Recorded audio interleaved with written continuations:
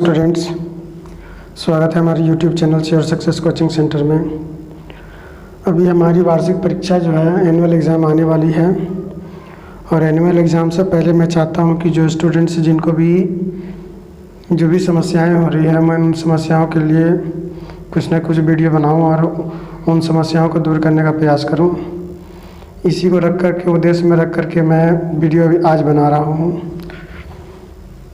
और आज जो हमारा है अध्याय है, टॉपिक है हमारा, वो है कार्बन और उसके यौगिक।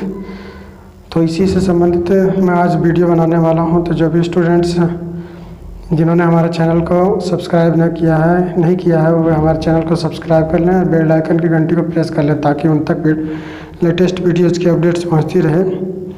तो चलिए आज हमारा जो मेन टॉपिक है हम उसकी ओर चलते हैं। और हमारा जो टॉपिक है कि आज कार्बन और उसके यौगिक, कार्बन एंड देयर कंपाउंड्स, उसके बारे में चर्चा करना है और उसके जो महत्वपूर्ण बिंदु उसको हमको विश्लेषण करना है। तो सबसे पहले हम चलेंगे कि कार्बन और उसके यौगिक, इसी को लेकर के चलेंगे। तो कार्बन और इसके यौगिक में पहले चलेंगे कि कार्बन एक अधातु है जिसका प्रतीक सी है।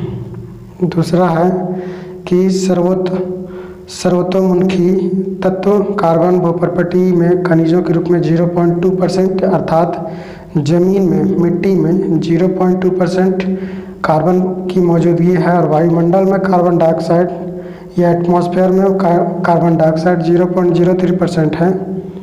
इसके अलावा सभी सजीवों, पेड़ पौधों और जंतुओं के शरीर में कार्बनिक यौगिकों से बना है, अर्थात जो भी जीव जो सड़ता गलता है, अपक्षयित होता है, जिन पर जलाने पर राख उत्पन्न होता है, धुआं उत्पन्न होता है, उन सभी के शरीर में कार्बन है, अर्थात दुनिया के हर जीव के शरीर में कार्बन की मौजूदगी है। अब आते हैं अगला पॉइंट जो इसका है हमारा कि कार्बन में सहसंयोजी आवरण। तो कार्बन की परमाणु संख्या 6 होती है जो इसका इलेक्ट्रॉनिक विन्यास या इलेक्ट्रॉनिक कॉन्फ़िगरेशन निकालते हैं। तो ये टूट जाता है। तो पहला के में हमारा 2 होता है, ये 6 है तो, और बाकी यहाँ 4 बचता है। तो इसका जो इलेक्ट्रॉनिक विन्यास में 2 और 4 बनता है। तो इस प्रकार हम कह सकते हैं कि कार्बन जो है उसका वैलेंसी जो हो जाएगा हमारा कितना हो जाएगा, +4 हो जाएगा। 1 से 4 तक आता है तो वैलेंसी 4 ही हो जाएगा। इसके अलावा कार्बन उत्कृष्ट गैस विन्यास कैसे प्राप्त करता है इसको भी हम समझते हैं। तो कार्बन उत्कृष्ट गैस विन्यास कैसे प्राप्त करता है। कार्बन चतुसंयोजी या टेट्राहेड्रल होता है। कार्बन ना तो इलेक्ट्रॉन खोकर C4+ धनायन, ना ही इलेक्ट्रॉन प्राप्त कर C4- ऋणायन उत्पन्न करता है या आयनिक आबंध बनाता है। 4 अतिरिक्त इलेक्ट्रॉनों का धारण करना कार्बन की अत्यंत कठिन है, कार्बन के लिए अत्यंत कठिन है। कार्बन द्वारा इलेक्ट्रॉन खोने के लिए अत्यधिक ऊर्जा की आवश्यकता होगी, इसलिए कार्बन अपने अन्य परमाणु अथवा अन्य तत्वों के परमाणुओं के साथ साझेदारी कर आबंध बनाता है। इसके अलावा इसका अगला जो पॉइंट है हमारा वो है कि एक ही प्रकार या विभिन्न प्रकार के परमाणुओं की इलेक्ट्रॉनों की साझेदारी से बने आबंध को हम सहसंयोजी आबंध कहते हैं, कोऑर्डिनेट बॉन्ड कहते हैं। इसका अगला जो पॉइंट है कि कार्बन के अतिरिक्त के परमाणु हाइड्रोजन, ऑक्सीजन, नाइट्रोजन और क्लोरीन भी इलेक्ट्रॉनों की साझेदारी से आबंध बनाते हैं कोऑर्डिनेट बॉन्ड द्वारा। इसका करने का अर्थ है कि कोऑर्डिनेट बॉन्ड के द्वारा हाइड्रोजन, ऑक्सीजन, नाइट्रोजन और क्लोरीन साझेदारी द्वारा कोऑर्डिनेट बॉन्ड द्वारा बॉन्ड पेयर करते हैं या इलेक्ट्रॉनिक कॉन्फ़िगरेशन करते हैं या लॉन पेयर का निर्माण करते हैं, इसमें कर सकते हैं। तो इसमें देख सकते हैं कि हाइड्रोजन जो है तो हाइड्रोजन की परमाणु संख्या 1 होती है। तो अगर एक हाइड्रोजन है, एक उसके पास इलेक्ट्रॉन है तो एक इलेक्ट्रॉन इससे ले लेगा और एक इलेक्ट्रॉन इसको दे देगा। तो ये इसी प्रकार यहाँ भी है, एक इलेक्ट्रॉन के लेन देन की वजह से हाइड्रोजन जो है उसका पेयर जो होता है कंप्लीट हो जाता है और वो बैलेंस हो जाता है। इसके अलावा हम कर सकते हैं HO2, ऑक्सीजन की परमाणु संख्या 6 होती है, तो ऑक्सीजन की परमाणु संख्या 8 होती है।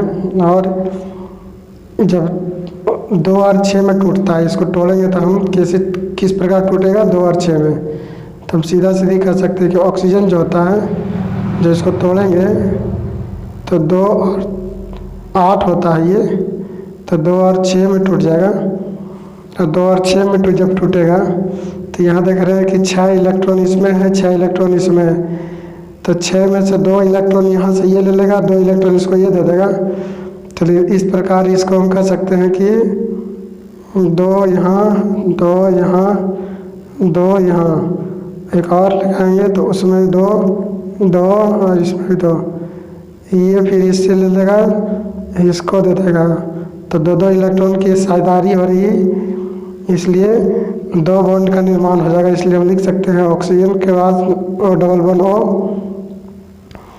नाइट्रोजन में इसी प्रकार जो होगा, तो नाइट्रोजन में भी हम कह सकते हैं नाइट्रोजन जो है, तो नाइट्रोजन की परमाणु संख्या 7 होती है। क्या होती है 7, तो जब 7 होगा नाइट्रोजन की परमाणु संख्या तो 2 और 5 बनेगा। कितना बनेगा 2 और 5, तो 2 नाइट्रोजन लेते हैं N2, तो 2, तो 5 है यहाँ पे, तो 5 है, तो यहाँ पे कितना जाएगा, यहाँ 2 और यहाँ पे 3, इसका भी यहाँ 3 और यहाँ 2, तो 3 है, यहाँ 5 है, इससे ये लिया 3 तो 8 हो गया, इसको भी ये 3 दिया तो ये 8 हो गया। तो 2 नाइट्रोजन के बीच में 3 बॉन्ड बनेगा, 3 बॉन्ड बन जाएगा। इसी प्रकार अगला जो है H2O, इसको भी इसी प्रकार हम बनाएंगे H2O।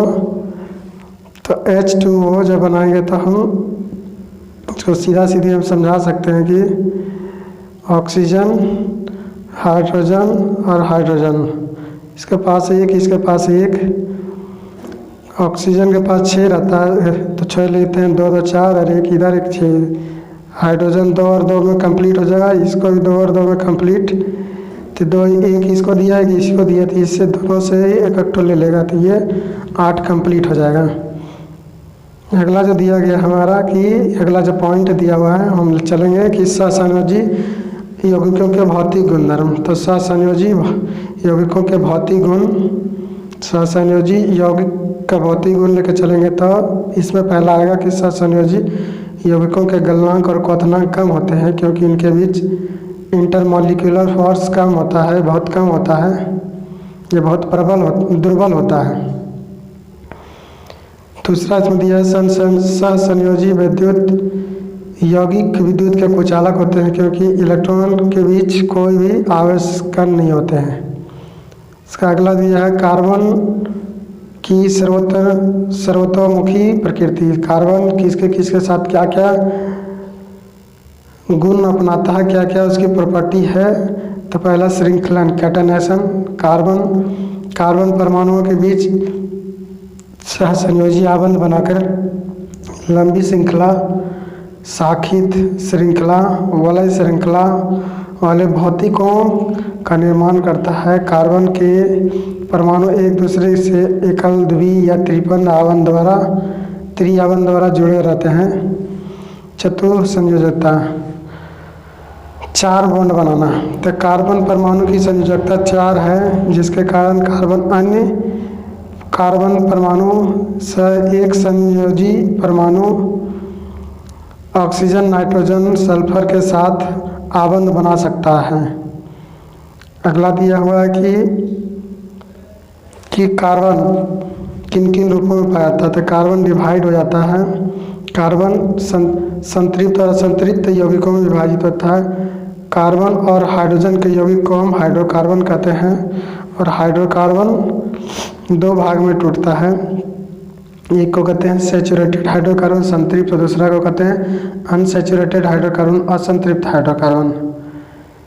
तो इसमें देख सकते हैं कि सैचुरेटेड कार्बन की परिभाषा जो होती है, संतृप्त हाइड्रोकार्बन के कार्बन परमाणुओं के बीच एकल आबंध पाया जाता है, जिसका सूत्र CnH2n+2 होता है।